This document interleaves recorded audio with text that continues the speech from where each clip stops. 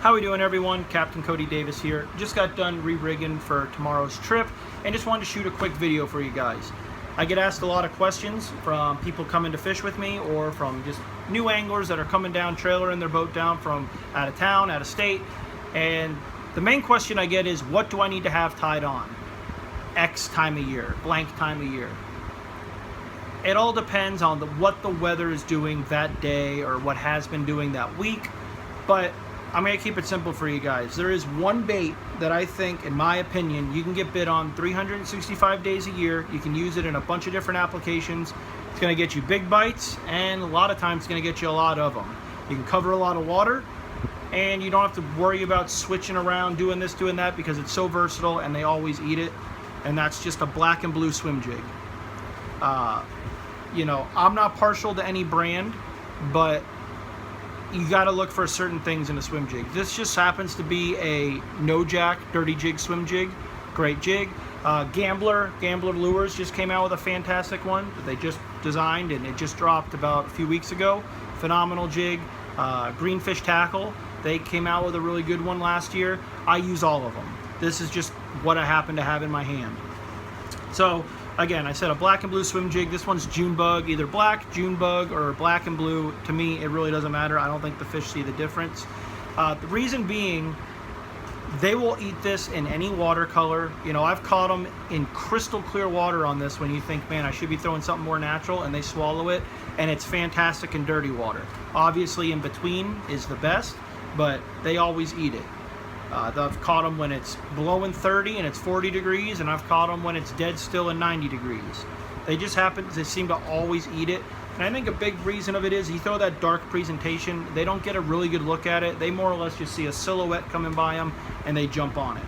So really what you want to look for in whatever swim jig you're going to buy, you want to have obviously the pointed head that helps it come through the grass real well. And you want most of the weight in the head, or pretty much all of it, to be down closest to the collar.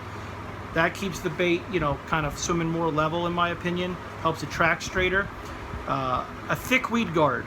Okay, a lot of people, you know, want the thinnest weed guard they can get for a better hook set. Listen, you're fishing this on 50 to 65 pound braid, a heavy rod, and you're bringing it through even heavier grass. So you want that thick weed guard. When you stick them, it's going to come through there. And then a thick gauge hook. Most important, again, big rod, big line, big fish. You don't want it to flex or open up on you.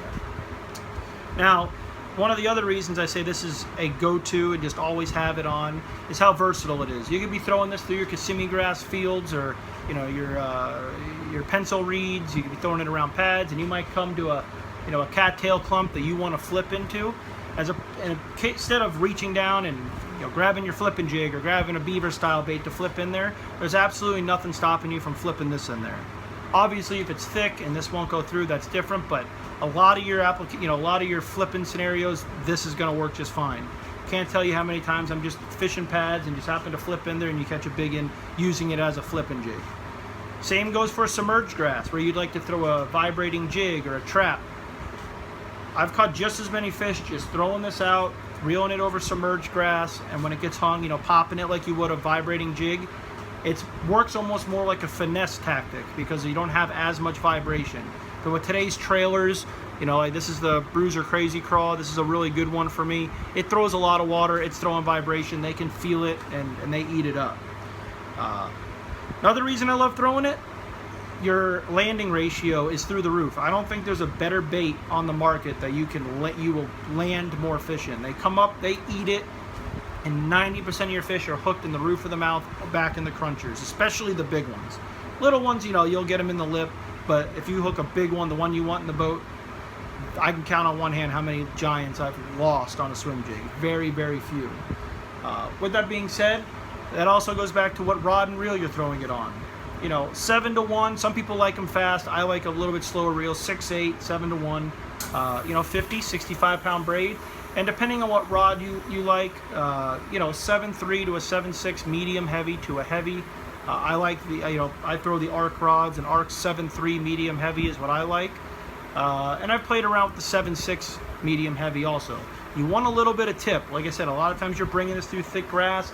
When they come up and get it, you want them to have time to turn around, get it in their mouth, as you're reeling, and you're not swinging on them. You're more or less just pulling. and you know, they're almost always hooked perfect.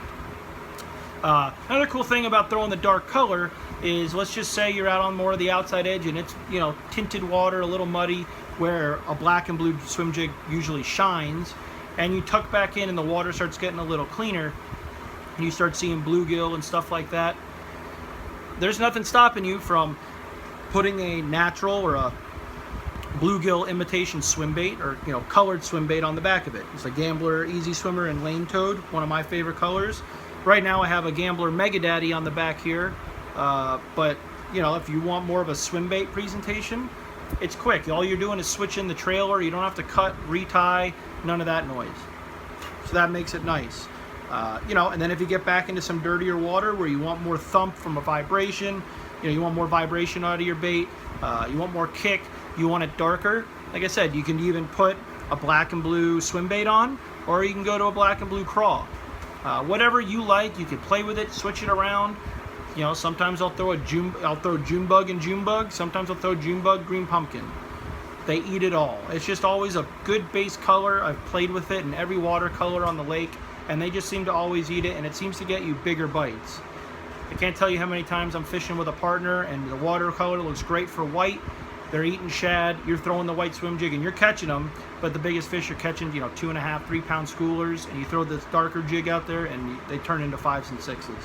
So if you had to pick one bait, this is it for me. Just a black and blue, black or a June bug, just a dark colored swim jig.